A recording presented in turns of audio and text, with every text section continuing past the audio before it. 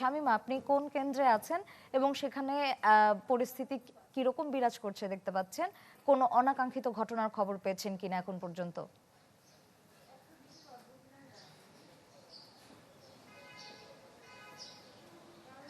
শ্রেয়া, একটু বলে রাখি যে ঢাকায় কিন্তু একটি সমন্বিত সবগুলো বোর্ডগুলোর একটি কমিটি করা আছে এবং সেই কমিটির যিনি নেতৃত্ব দেন তিনি ঢাকা বোর্ডের চেয়ারম্যান। তিনি এই যে আন্তঃশিক্ষা বোর্ড সমন্বয় কমিটির সমন্বয়টি করেন এবং তাদের নেতৃত্বে কিন্তু একটি কন্ট্রোল বোর্ড করা হয়েছে, যে কন্ট্রোল বোর্ড থেকে আসলে সবগুলো বোর্ডের তথ্য কিন্তু তারা পান এবং সেখানে যেটি বলা হয়েছে যে এখনো পর্যন্ত তারা ওরকম কোনো তথ্য, অপ্রীতিকর তথ্য বলতে যেটা বোঝায় সেরকম কোনো কিছুই কিন্তু পাননি ভালোভাবেই। তো সে কারণে বলা যায় যে পরীক্ষা আসলে ভালোভাবেই চলছে, শান্তিপূর্ণভাবে এখন পর্যন্ত চলছে। আর আমি যে কেন্দ্রে আছি আজিমপুরে, তো এখানে কিন্তু আমরা দেখেছি যে সকাল থেকে যারা এসছেন এখানে ঢাকার যানজট উপেক্ষা করে, তাদের কেউ কেউ আসলে 9:30 পর্যন্ত বলা ছিল যে 8:30 থেকে 9:30 পর্যন্ত প্রবেশ করতে পারবেন। তো যানজটের কারণে কিন্তু তারপরেও কেউ কেউ প্রবেশ করেছেন এবং 10টা পর্যন্ত যারাই এসছেন সবাই ভেতরে এসছেন এবং সবাই কিন্তু পরীক্ষায় তাদের অংশ নেয়ার সেটি নিশ্চিত করতে পেরেছেন এবং সেই সুযোগ শিক্ষকরা দিয়েছেন। এবং শুরু থেকেই কিন্তু মন্ত্রণালয় থেকে কিংবা শিক্ষা বোর্ডগুলো থেকে বলা হচ্ছিল যে শিক্ষার্থীদের ভোগান্তি হয় এমন কোনো কিছুই তারা করবেন না, কারণ সবার আগে হচ্ছে গিয়ে পরীক্ষাটা সুষ্ঠুভাবে সুন্দরভাবে নেয়া, সেই বিষয়টি তারা নিশ্চিত করেছেন। একই সঙ্গে এখানে বিদ্যুৎ যাতে নিরবচ্ছিন্ন থাকে সেই ব্যবস্থাও নেওয়া হয়েছে।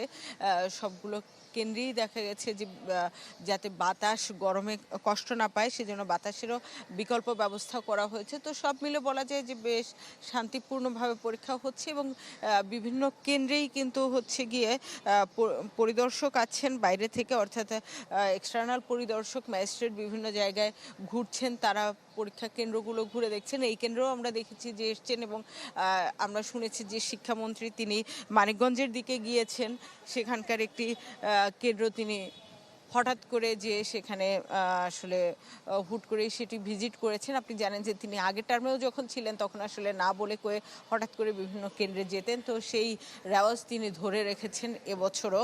আগামীর অগ্রগতির ভিত্তি আনোয়ার ইস্পাত, স্ট্রংগেস্ট স্টিল সিন্স 1978। শ্রেয়া, তো বুঝতেই পারছেন যে পরীক্ষা এখন পর্যন্ত ভালো হচ্ছে। ধন্যবাদ শামীমা। এবারে আমরা রাজশাহীর খবর জানবো। আবরার, আমাদেরকে জানাবেন রাজশাহীর পরীক্ষার্থীরা সুষ্ঠুভাবে পরীক্ষা দিতে পারছে কিনা?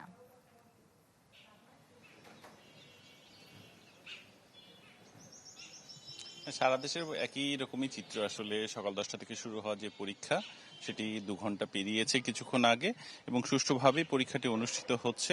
এ পর্যন্ত আমরা দেখেছি যে বেশ কয়েকটি কেন্দ্রে জেলা প্রশাসনের কর্মকর্তারা, জেলা প্রশাসক নিজে, ম্যাজিস্ট্রেট এবং যারা বোর্ড কর্মকর্তারা আছে তারা গেছেন। এখন আমরা রয়েছি রাজশাহী প্রমথনাথ বালিকা উচ্চ বিদ্যালয়, পিএন স্কুল বলে যেটাকে চেনে সবাই, এবং এখানে এসে দেখা গেছে যে সুষ্ঠুভাবে পরীক্ষা অনুষ্ঠিত হচ্ছে। কিছুক্ষণ আগে জেলা প্রশাসক এখানে এসেছিলেন পরিদর্শনে, তিনি যেমনটা বলেছেন যে অত্যন্ত সুষ্ঠু পরিবেশ এখানে বিরাজ করছেন এবং তিনি অন্তত 4টি কেন্দ্র ঘুরে এসেছেন, আরো বেশ কয়েকটি কেন্দ্রে যাবেন বলে জানিয়েছেন। তবে অতিরিক্ত গরম হওয়াতে এখানে শিশুরা, বাচ্চা যারা পরীক্ষা দিচ্ছেন, পরীক্ষার্থীরা, তারা যাতে ভালোভাবে পরীক্ষা দিতে পারে এজন্য ফ্যানের ব্যবস্থা করা হয়েছে অতিরিক্ত, এবং শিক্ষা বোর্ডের পক্ষ থেকে বলা হয়েছে যাতে নেসকো এবং পল্লী বিদ্যুতে তারা চিঠি দিয়েছেন কোনো ধরনের বিদ্যুৎ বিভ্রাট যাতে না হয় এই ঘন্টা 3 জন্য, সেটি আসলে মেনে চলছে বিদ্যুৎ বিভাগ বলে জানানো হয়েছে। এখন পর্যন্ত রাজশাহী শিক্ষা বোর্ডের আন্ডারে পরীক্ষা দিচ্ছেন 1,77,709 জন। এই বোর্ডে কেন্দ্র রয়েছে 274টি এবং শিক্ষা বোর্ড বলছে যে গ্রাম অঞ্চলের যে কেন্দ্রগুলো সেগুলোতে তারা ঝটিকা সফরে যাওয়ার জন্য একটি টিম তৈরি করেছেন। যদিও সরকারের নির্দেশনা মতে প্রত্যেকটি কেন্দ্রে পরীক্ষার হলে এবারে সিসি ক্যামেরা আওতাভুক্ত করা হয়েছে এবং কোনো কেন্দ্রই কিন্তু এর বাইরে নেই। ফলে কেন্দ্রীয়ভাবে এটা মনিটরিং এর ব্যবস্থা আছে। তারপরেও কেন্দ্রগুলোতে যাচ্ছেন ঝটিকা সফরে ম্যাজিস্ট্রেট সহ প্রশাসনের অন্যান্য কর্তা ব্যক্তিরা। এবারে আমরা যেটা দেখেছি যে রাজশাহী জেলায় এখন পর্যন্ত 55টি কেন্দ্র রয়েছে এবং আজকে প্রথম দিন এই পরীক্ষাটি অনুষ্ঠিত হচ্ছে। প্রথম দিন জন্য হয়তো যারা পরীক্ষার্থী তারা একটু দেরিতেও প্রবেশ করতে পেরেছেন, কিন্তু আগামী দিন থেকে আসলে দেরিতে প্রবেশ করতে দেওয়া হবে না বলে জানিয়েছে কর্তৃপক্ষ। তো এখন পর্যন্ত বলা যায় যে পরীক্ষা সুষ্ঠুভাবে অনুষ্ঠিত হচ্ছে, শুধু গরম এবং প্রচন্ড তাপদাহের কারণে কিছুটা হয়তো কষ্ট পাচ্ছে তারা, তবে প্রশাসন এবং বোর্ড বলছে যে এর জন্য সার্বিক ব্যবস্থা তারা আসলে নিয়েছেন। এ ছিল রাজশাহীর চিত্র। ধন্যবাদ আবরার।